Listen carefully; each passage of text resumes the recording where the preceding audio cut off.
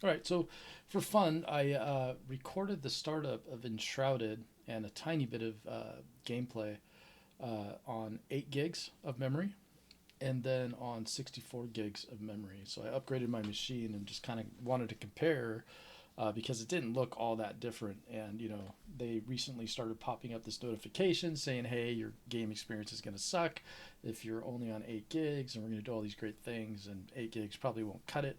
But I finished Enshrouded, and I finished all the quests, uncovered the entire map, like 95% of it, and but my game experience on the 8 gigs was fine. I played it the whole entire thing, and there was a little bit of chunkiness there, here and there, slow load times, and but I see some of the same things with 64 gigs of RAM. So the RAM is not making a huge difference, and so I did the side by side, and so we can kind of compare it.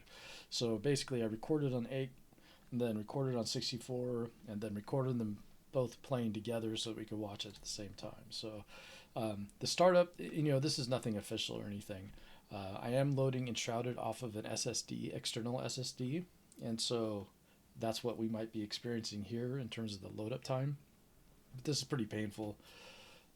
I basically start Enshrouded, then I go grab dinner, come back, start Netflix, watch that. But uh, so no significant difference here, and we can fast forward. I can save us some time here, but let's see, getting up there, getting up there. So if I pause it here, roughly these are both finishing at the exact same time. So startup or loading of these resources, whatever they are, is not impacted by RAM at all.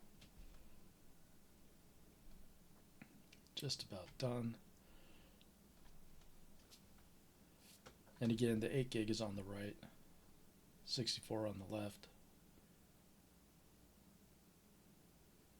And we can fast forward here because this is a long load time as well. And I think this is where the 64 gig starts to pull away just a little bit.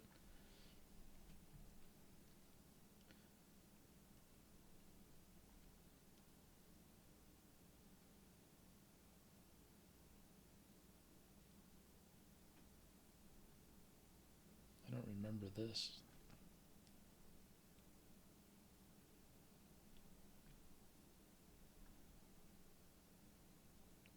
There we go. So 64 gig wins in terms of getting into the game. But notice the load times, everything's chunking in, and we can see that all the detail isn't there. It's slowly getting there. We can see the floor hasn't rendered yet. There's grass still poking through. These are all blurry. But notice my character is completely loaded.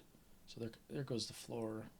And over here on the right, if we pause it for a second, we can see that my character's head is showing, the shield is showing, the weapon, but no body, no gear yet. There it goes, comes in, still blurry. And actually, let's pause. I'm going to pause at the door, waiting for the floor to load here on the 8 gig. And we're heading towards the door, and I pause. So we're talking about, hey, pause. Oh, I forgot I was trying to pause the recording, which was stupid.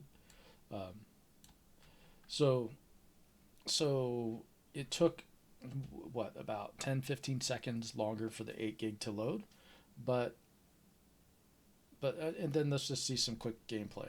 I jump off of a cliff and we see how things load and render and stuff. But right there outside, everything's looking good. It's all loading. Nothing's chunking in here. I'm a little off, but everything, there's nothing chunking in, nothing chunking in the background. Too bad. You see a few things are lighting up here. Flowers are coming on the left. That's the 64 gig side. And now look right here. Both 64 and 8 gig lost the glider right here. Just disappeared as we're flying. And then all of a sudden it comes back for both. It's exact. So really all of the loading and chunking is there's no difference really between the RAM. You start up a little bit faster, but that's about it. So if you're gonna go out and blow a couple $100 to upgrade your RAM, I don't know if it's really worth it for Enshrouded. Not yet, at least. Um, like I said, I played through the entire game, completed all quests on 8 gigs of RAM, and the only problem there, besides a little bit of chunking, which you're going to see apparently on both, is that you have to hit yes to that stupid notification at the beginning. So that's about it. So there you go. Cheers.